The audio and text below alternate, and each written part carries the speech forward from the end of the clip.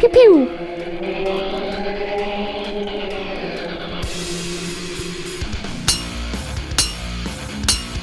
Anvil of War! Hey guys, so today we are joined by Adam. Good name, by the way. What's up? Thanks. From Mythic Props, and today we are unveiling the Bolter. This thing is a work of art.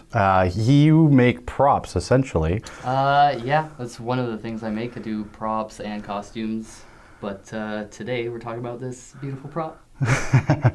So in a way, we commissioned you to make this for the channel. We wanted to have some sort of prop on the show, and we were hoping maybe to get a few more from you. So how long have you wanted to work on something 40K related? Probably since I got into the hobby, which was when I was 12, so 13 years ago. And if you can do math, you can figure out how old I am.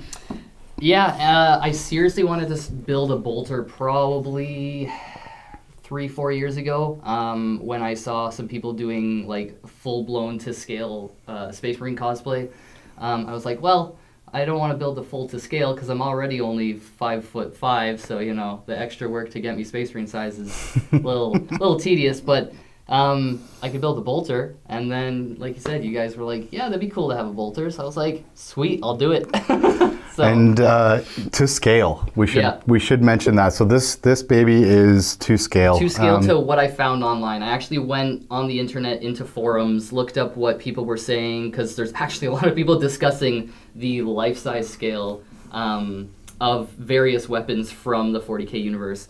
And people, I got like the rough measurements of how wide and how big, and then I basically took a Boltgun from a miniature that I had and used some digital calipers and took measurements from that and then just scaled it up to the right size. So this thing is proportionately scaled to itself as well, based off of the miniatures that you get. So it sure feels like it when you lift it up. I mean, the size of the thing, I'm a pretty big guy, and it makes me feel tiny when I'm holding onto this thing. So I have to say, the detailing, the paint job you did is fantastic.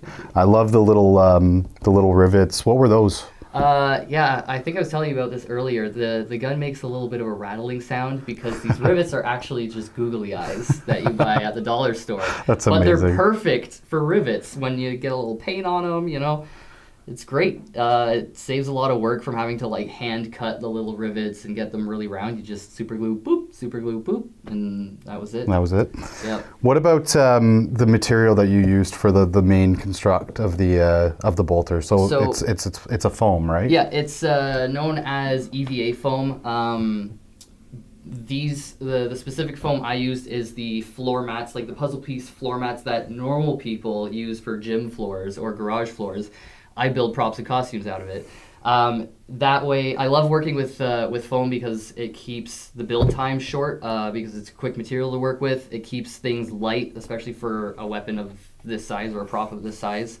If I were to build this out of like MDF or wood, which is my other go-to, it would probably be a little unwieldy. Also, you had mentioned you were thinking of using it for, you know, photo booth prop, or, you know, just have it pass around and people can hold it. And foam's a little bit less sensitive to wear and tear.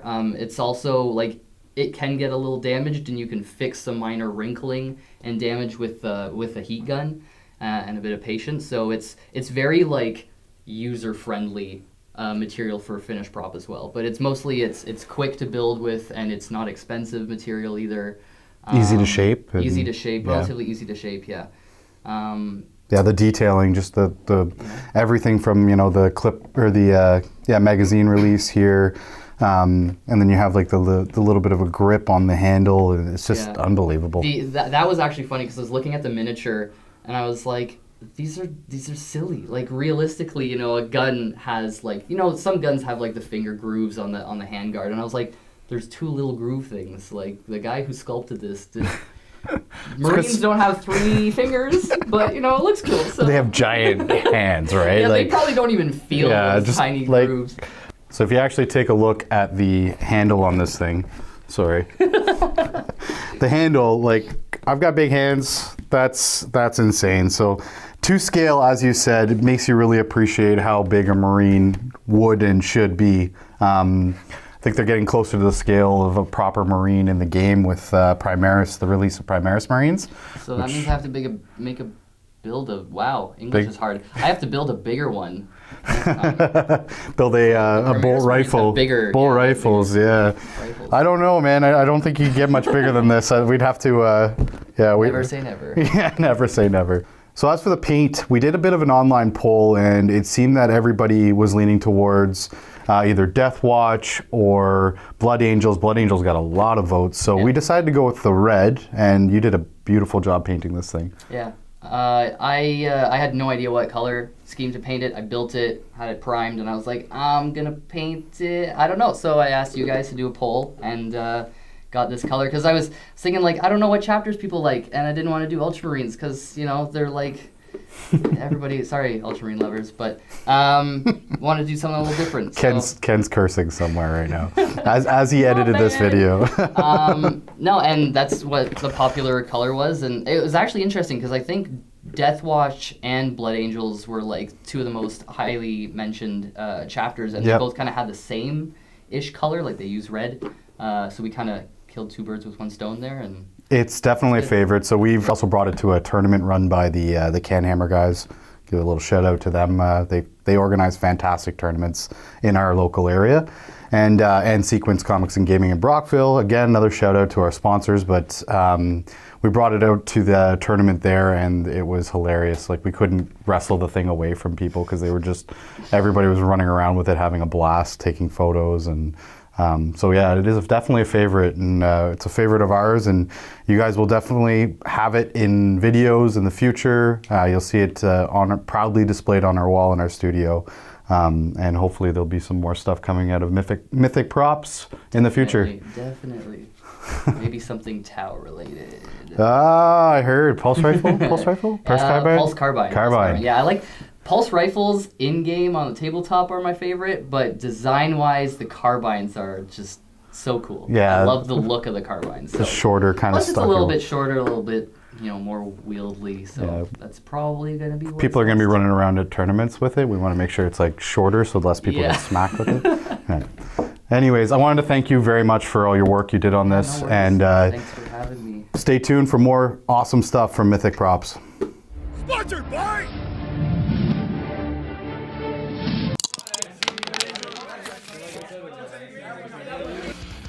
Thanks for watching another Anvil of War Gaming video. This is the bolt gun I made. I'm Adam from Mythic Props. If you want to check out his other social media, we've linked it in the description below, as well as on the screen. Pew pew! Face 26.